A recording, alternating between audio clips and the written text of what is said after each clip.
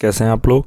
तो फ्रेंड्स, अभी जो क्लास आपका होगा यह मॉडर्न हिस्ट्री का क्लास होगा, जिसमें से कि मैंने आप सभी को गांधी युग का क्लास कंप्लीट करवा दिया था पार्ट 2 में। अभी तक पार्ट 1 पार्ट 2 की क्लास हो चुकी है और आज की क्लास जो होगा यह पार्ट 3 होगा गांधी युग। और आज के क्लास में गांधी युग का सारा प्रश्न जितने भी इम्पोर्टेंट होंगे इस वीडियो में कंप्लीट करा दिया जाएगा। और इससे पहले जो मैंने आप सभी को गांधी युग का 2 पार्ट में कंप्लीट करवाया है क्लास, आप लोगों ने नहीं देखा है तो मैं उस वीडियो का लिंक डिस्क्रिप्शन में प्रोवाइड करवा दूंगा, आप लोग देख लीजिएगा। और फ्रेंड्स, बीपीएससी टीआरई 4 के लिए यह गांधी चैप्टर बहुत ही इम्पॉर्टेंट है आप सभी के लिए। आप पीआरटी का तैयारी कर रहे हैं तो आपको पता होना चाहिए कि पीआरटी में 19 से 20 प्रश्न सिर्फ मॉडर्न हिस्ट्री से रहता है और गांधी युग से आपको 10 से 12 प्रश्न एग्जाम में देखने को मिलेगा। आप 11th 12th या 9th 10th किसी भी क्लास का तैयारी कर रहे हैं, मॉडर्न हिस्ट्री आप सभी के क्लास में एग्जाम में पूछा ही जाएगा, ये आप कंफर्म रहिए। तो फ्रेंड्स, चलिए वीडियो को बिना किसी देरी का हम लोग शुरू करते हैं। और अगर आप चैनल पर कोई नए हैं तो चैनल को सब्सक्राइब कर दें और वीडियो को लाइक अवश्य कर दें। फ्रेंड्स, वीडियो को मैं सब्सक्राइब करने इसलिए कहता हूं क्योंकि बहुत लोगों का मुझे मैसेज आता है कि सर आप जब क्लास करवाते हैं तो मुझे नोटिफिकेशन नहीं मिलता है। तो नोटिफिकेशन इसलिए भी नहीं मिलता है कि आप सब्सक्राइब तो करते नहीं हैं, और सब्सक्राइब कर भी लिए तो बेल आइकन को प्रेस नहीं करते हैं। वो प्रेस करने में इसलिए कहता हूँ ताकि आपको जब भी इस चैनल पर क्लास हो तो आपको सबसे पहले नोटिफिकेशन मिले, इसलिए मैं कहता हूँ। तो चलिए कोई बात नहीं, आप लोग सब्सक्राइब कर लीजिएगा। और अभी तक जितने भी क्लास हुई है सभी का पीडीएफ नोट्स टेलीग्राम ग्रुप में प्रोवाइड करवा दिया गया है, आप लोग टेलीग्राम ग्रुप को ज्वाइन अवश्य करें। तो चलिए शुरू करते हैं। कल का क्लास हम लोगों ने 1946 में गठित अंतिम कैबिनेट की अध्यक्षता किसने की, तो जवाहरलाल नेहरू। यहाँ तक हम लोग कंप्लीट कर लिए थे और आज इसके आगे हम लोग करेंगे। तो पहला प्रश्न है, किसने प्रसिद्ध चिटगांव शस्त्रागार धावे को आयोजित किया था? तो यह थे सूर्यसेन, इसे आप याद रखिएगा। आगे है, हंटर आयोग की नियुक्ति की गई थी। तो हंटर आयोग की नियुक्ति कब की गई थी? तो जलियांवाला बाग हत्याकांड के बाद, इसे भी आप ध्यान रखिएगा।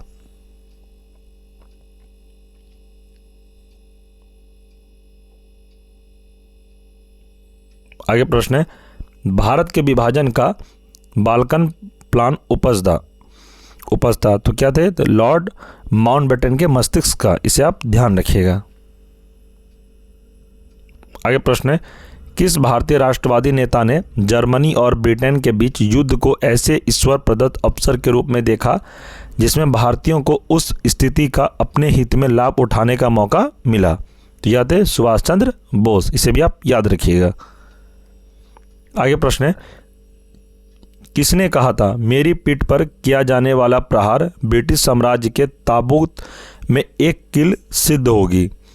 यह कहा था लाला लाजपत राय ने, इसे आप याद रखिएगा।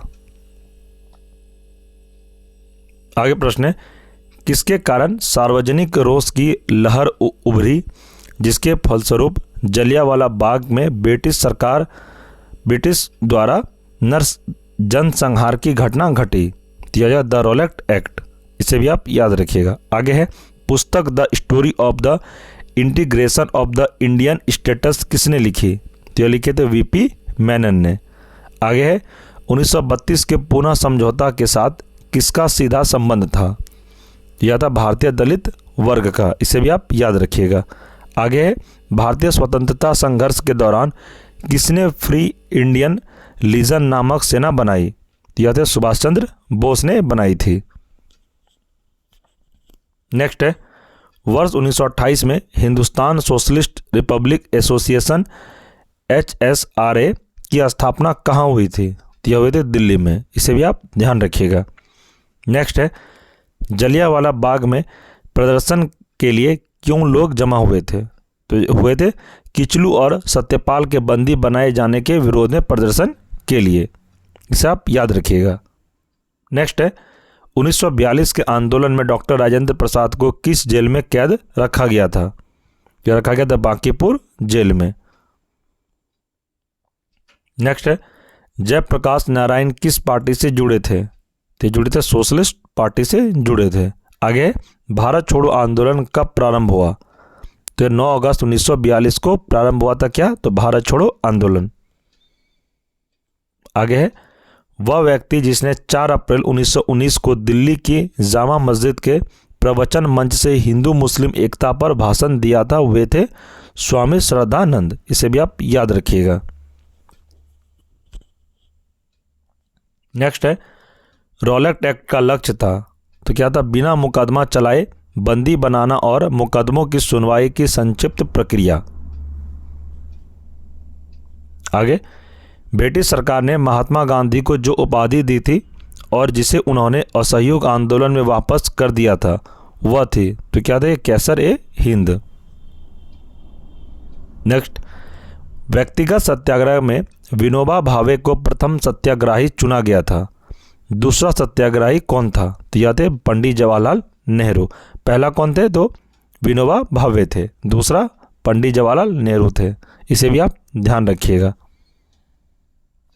नेक्स्ट है भारतीय स्वतंत्रता संग्राम के संदर्भ में कांग्रेस का हरिपुरा अधिवेशन 1938 एक मील का पत्थर था, क्योंकि इसमें योजना आयोग की अवधारणा को प्रस्तुत किया गया। इसे आप ध्यान रखिएगा।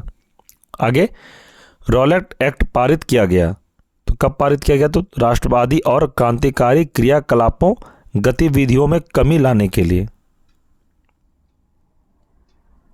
नेक्स्ट है सरदार वल्लभ भाई पटेल के नेतृत्व में शुरू हुए बारदोली सत्याग्रह की मुख्य मांग क्या थी? तो क्या मांग थी? तो नई बढ़ी हुई लगान दर की वापसी के लिए। आगे प्रश्न है भारत के लिए एक डोमिनियन स्टेटस कॉन्स्टिट्यूशन के प्रारूपण का प्रथम प्रयास किसकी प्रतिक्रिया में किया गया था? यह हो जाएगा मॉन्टेग्यू चैम्सफोर्ड सुधार में।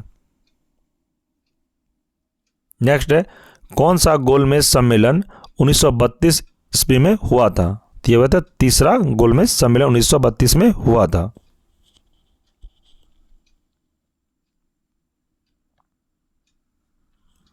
आगे प्रश्न है